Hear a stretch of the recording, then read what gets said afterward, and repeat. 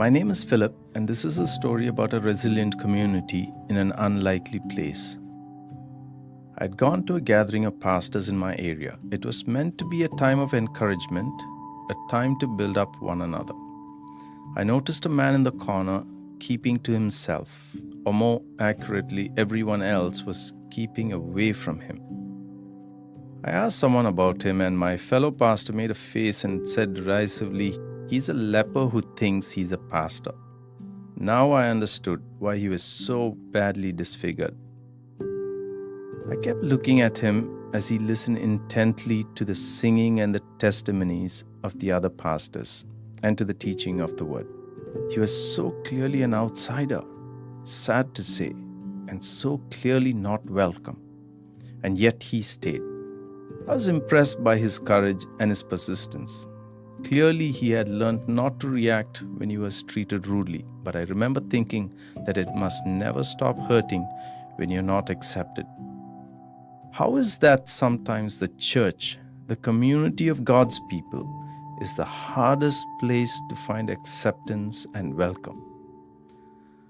I walked over to him and put out my hand in greeting. His name was Elijah. Elijah is a pastor. He pastors one of the most beautiful communities I have experienced in my years of ministry. But Elijah's community was not always beautiful and may still not be beautiful in a way that most people would understand or see beauty. Elijah's community was located on a garbage dump. Not by a garbage dump, but in the middle of a garbage dump. Much like Gehenna in the days of our Lord. Few of you even see garbage dumps in Canada. They are places hidden away so you can ignore the messiness and the smell. You can almost forget about them. In India, the garbage dumps are not hidden, but they are still places where you throw things you want to forget about. Things that are broken, things that have no more value. But in India, they are also places where people go when they are broken, when others want to forget about them. About 40 years ago, when leprosy was still contagious and incurable, people who contracted leprosy in India were driven out of their homes and communities. When they were forced to leave their villages, they made their way to the city. But the city did not welcome them, so they eventually ended up in the only place where others would not be offended by them, the garbage dump. And in this unlikely place, they became neighbors to one another because even the most broken people need community. It is here that Elijah brought me and introduced me to his courageous community. Leprosy is now preventable and curable. But when Elijah was still a young man, it was the worst kind of curse. Not only did the disease disfigure the body, but even more devastating, the stigma disfigured the soul long after the disease was treated. Elijah described these feelings of shame and unworthiness as he shared his own story with me in order to help me understand the people of his community. Elijah was a teenage boy when he contracted the disease. He started to lose sensation in his hands and legs. Then the open sores appeared. He described that these same symptoms were happening in his heart. It lost all sensitivity and became wounded and broken as he was forced to leave his home and his people because of this illness. But he was led by God to a missionary hospital where they did not just treat his illness but ministered to his heart. He remembers clearly that before he even began to get treatments, they compassionately touched his broken body and accepted him with the love of Jesus. His heart was changed, his body healed, his hope restored. He met a woman who had also been afflicted with leprosy, and they fell in love, got married, and he was even blessed with children. As Elijah shared his story with me, his face lit up, only to grow pained again in the next moment, because the world is not an easy place to live a redeemed life. Although Elijah had experienced healing and salvation, those around him still saw him, his wife, and now their children as untouchables. Realizing this was not just his reality, he knew that his calling was to bring the love and hope of Jesus Christ to those like him who had formed an outcast community at the garbage dump.